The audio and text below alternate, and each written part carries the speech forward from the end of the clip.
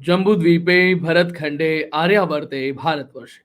Jambu talks देखने वाले हमारे सभी दर्शकों का बहुत बहुत स्वागत, अभिनंदन। मैं हूं आपके साथ निधीश गोयल, करता हूं आप सभी का यथोचित अभिवादन। हम लोगों ने बचपन में एक चीज हमेशा फील की है कि जब एग्जाम्स हुआ करते हैं तो अक्सर कभी ना कभी अपनी क्लास में किसी ना किसी बच्चे के पेट दर्द जो है वो जरूर हो जाता है, या फिर उसको स्कूल नहीं जाना होता था तो उसे पेट दर्द हो जाता था, या फिर दस्त लग जाया करते थे। सोनिया गांधी यानी कि गांधी परिवार के साथ में भी इस समय यही हो रहा है। एक नहीं बल्कि दो दो बार ईडी के समक्ष प्रस्तुत होना, यानी कि सोनिया गांधी दैट इज गांधी नेहरू परिवार को दस्त लगा दिए नरेंद्र मोदी सरकार ने। जी हाँ, अब इस बात को समझिएगा। एक परसेप्शन होता है, परसेप्शन का मतलब यानी कि एक ऑरा क्रिएट हो रहा है। 2014 से 2019 में ऐसा कुछ इस तरीके का नहीं हुआ था, लेकिन 2019 के बाद में जब पहली बार गांधी नेहरू परिवार से एसपीजी सुरक्षा हटा ली गई, आप ये सोचिएगा कि समझिएगा इस बात को कि गांधी नेहरू परिवार से एसपीजी सुरक्षा हटाना तो दूर की बात है, एसपीजी सुरक्षा हटाने की बात भी करना या फिर इस बात के बारे में सोचना भी अपने आप में एक बड़ी बात मानी जा सकती थी।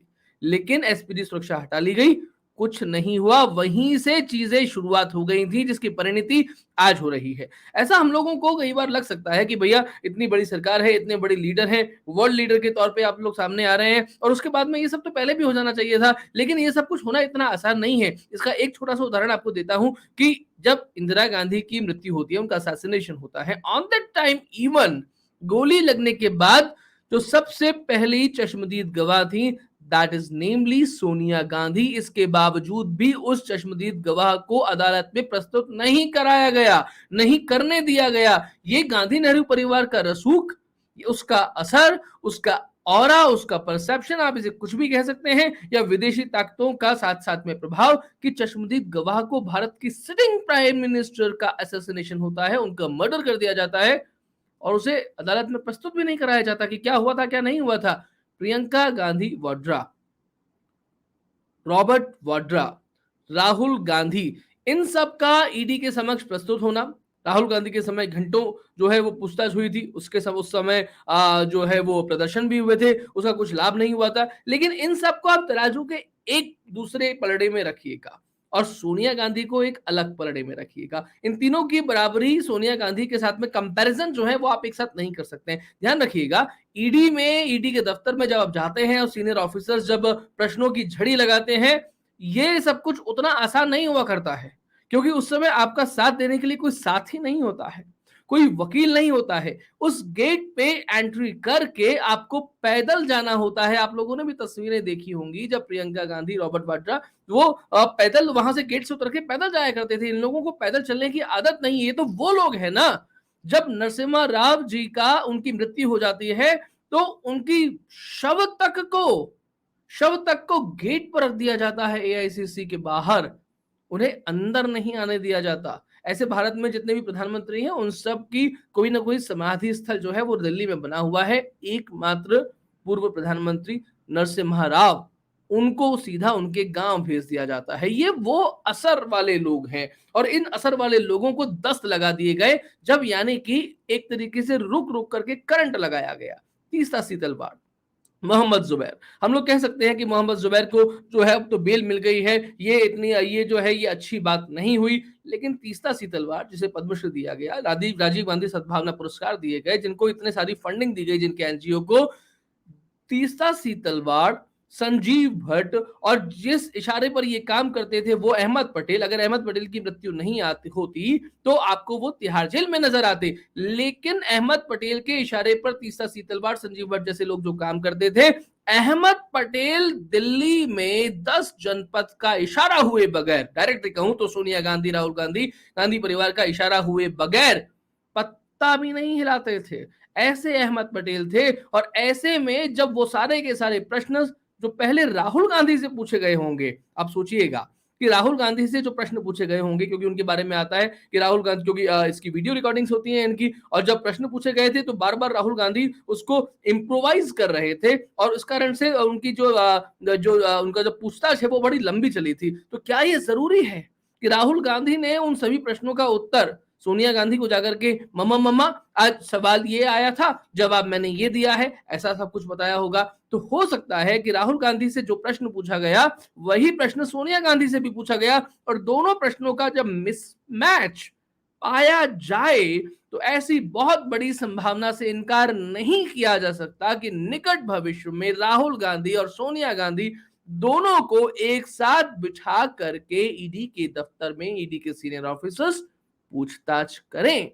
ये सारी चीजें अब संभव हो सकती हैं अगर उनकी एसपीडी सुरक्षा हटाई जा सकती है, अगर प्रियंका गांधी वाड्रा का सरकारी बंगला खाली करवाया जा सकता है, अगर राहुल गांधी को इस तरीके से बुलाया जा सकता है, नेशनल हेराल्ड केस में सोनिया गांधी और राहुल गांधी को अदालत में खड़ा करवाया जा सकता है। आई एम टेलिंग यू, कुछ भी हो सकता है। और एक तरीके से ये बात ऐसी हो गई है कि आपको जो एक एंटाइटलमेंट मिला हुआ था एक बड़े परिवार का, एक विशिष्ट जन का, इस समय उस परिवार से संबंध रखने वाले जितने भी लोग हैं, एक तरीके से मानिए कि उन पर वज्रपात सा हो गया होगा, क्योंकि शायद उन्होंने सपने में भी नहीं सोचा होगा कि इस परिवार के किसी व्यक्ति के साथ में ऐसा कुछ हो सकता है। लोग वहां पर आएंगे, आपको याद होगा हेमंत बिस्व शर्मा जब राहुल गांधी के पास आते हैं, राहुल गांधी उनको समय नहीं देते हैं मिलने का, लेकिन अपने पप्पी, अपने डॉगी, अपने पिल्ले के साथ में खेलते रहते हैं। और वही हेमंत बिस्व शर्मा पूर्वोत्तर में उसके बाद में कमल का जो फूल खिलाते हैं, राहुल गांधी आज तड़प रहे होंगे उस पिल्ले के कारण से हेमंत बिस्व शर्मा ने उनके साथ में क्या कर दिया। ये जो एंटाइटलमेंट था राहुल गांधी का, सोनिया गांधी का, इस परिवार का, विशिष्ट जन का, उसे आमजन की कैटेगरी में लाने का काम मोदी सरकार ने कर दिया है। यानी कि ऐसा काम कि संविधान के अनुसार कानून जो है वो सबके लिए बराबर है, तो आपको भी आना पड़ेगा। ये अलग बात है कि ये मोदी सरकार रुक रुक करके करंट लगा रही है, एक साथ करंट नहीं लगा रही है। वो एक साथ भी करंट लगा सकते थे, लेकिन शायद उनको लगा कि जब भी तो इस तरीके की बातें कही जाती हैं कि अगर कांग्रेस और भाजपा जब एक साथ होती है, अलग मतलब एक ही राज्य में दो ही पार्टीज होती हैं, तो फिर भाजपा को जीतने में जरा आसानी होती है, और अगर क्षेत्रीय पार्टी वहां पर होती है तो दिक्कत आती है। इसलिए कांग्रेस को रहने देना चाहिए, और थोड़ी थोड़ी कांग्रेस रहेगी तो फिर जैसे ही सेटलमेंट होगा थोड़ा सा, उसके बाद में फिर कोई नया शगुफा आएगा, फिर सेटलमेंट होगा, फिर कोई नया शगुफा आएगा, ऐसा करके धीरे धीरे करके इनको निपटा दिया जाएगा। लेकिन हालांकि आज की तारीख में ये गणित जरा हट रही है, और चाहे वो पश्चिम बंगाल हो, या वो केसीआर की बात हो, या वो केजरीवाल की बात हो, 2024 से पहले मोदी जी जिस तरीके से तैयारियां कर रहे हैं, आई एम टेलिंग यू, ये रथ ऐसा चलने वाला है कि कांग्रेस का तो छोड़ ही दीजिए, उसका तो पत्ता साफ हो चुका है।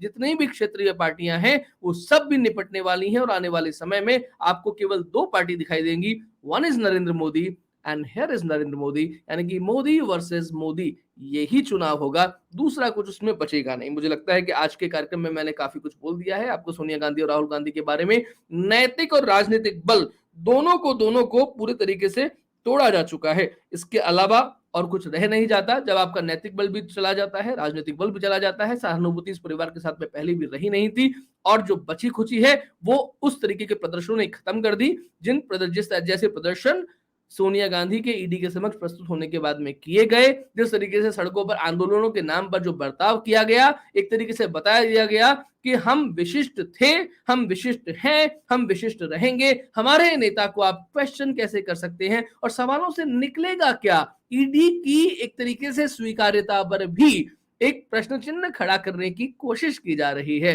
और प्रश्न चिन्ह तो एक्चुअली कांग्रेस की स्वीकार्यता पर खड़ा हो चुका है। खैर, ये दस्त जो है इन्हें अभी और लगने वाले हैं, आगे आगे देखते जाइए होता है क्या। आज के कार्यक्रम में इतना ही। नमस्ते, जय हिंद, जय भारत, वंदे मातरम।